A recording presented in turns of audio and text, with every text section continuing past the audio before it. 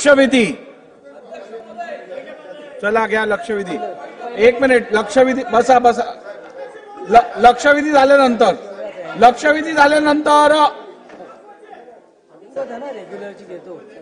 काय अध्यक्ष महाराज, मी एका फार महत्वाच्या विषयाकडे शासनाचं लक्ष वेधू इच्छितो. अध्यक्ष महाराज 8 जून 2020 रोजी दिशा सालियनचा संशयास्पद मृत्यू झाला होता.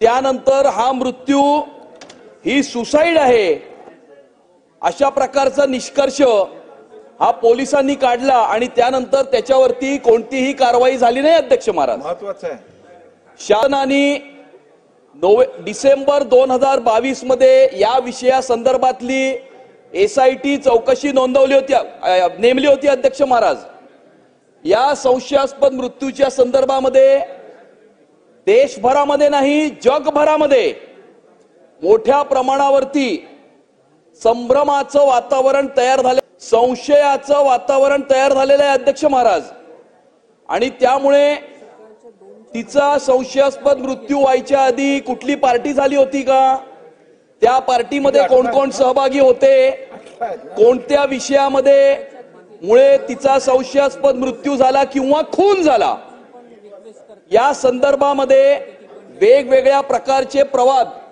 हे समाज माध्यमांच्या मार्फत विविध समाजातील लोकांच्या मार्फत हे समोर येत आहेत. अध्यक्ष महाराज, SIT चौकशी नेमूनही 2 वर्षाच्या नंतरही अजूनपर्यंत या संदर्भातला कोणताही निष्कर्ष हा समोर आलेला नसून काल सायंकाळी दिशा सालियानचे वडील सतीश सालियान यांनी काही आरोप केलेले आहेत. अध्यक्ष महाराज, त्या आरोपामध्ये तिच्यावरती बलात्कार, गँग रेप करून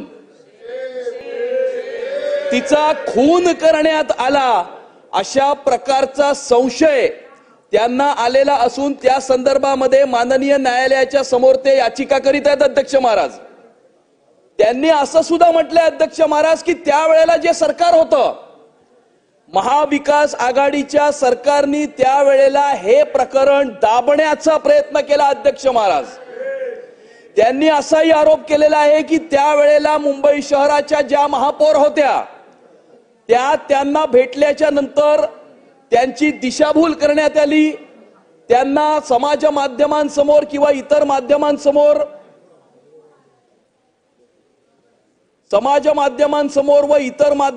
येण्यापासून रोखलं, या संदर्भामध्ये चौकशी मागण्यापासून रोखलं, त्यांच्यावरती दडपण आणलं गेलं, त्यांच्यावरती दबाव आणला गेला आणि त्यामुळे त्यावेळेला या गोष्टी ते समोर आणू शकले नाहीत. परंतु आता त्यांना हा पूर्णपणे संशय नाही, त्यांची ही खात्री आहे अध्यक्ष महाराज की त्यांच्या कन्येवरती बलात्कार करून तिचा खून करण्यात आलेला आहे आणि त्यावेळेला त्या शासनामध्ये असलेले मंत्री त्याला जबाबदार. त्यांनी असं म्हटलंय की महाविकास आघाडीच्या सरकारमधील एका मंत्र्याचा याच्यामध्ये सहभाग असून त्यांना हा संशय आहे की या मंत्र्यामुळे ही घटना घडलेली आहे. अध्यक्ष महाराज, ही फार गंभीर बाब आहे. अध्यक्ष महाराज, कारण मुंबई शहरामध्ये आपलं करिअर घडवण्यासाठी येत असतात, आपल्या डोळ्यामध्ये स्वप्न घेऊन आणि ते येत असतात. मुंबई हे स्वप्न नगरी आहे. अध्यक्ष महाराज,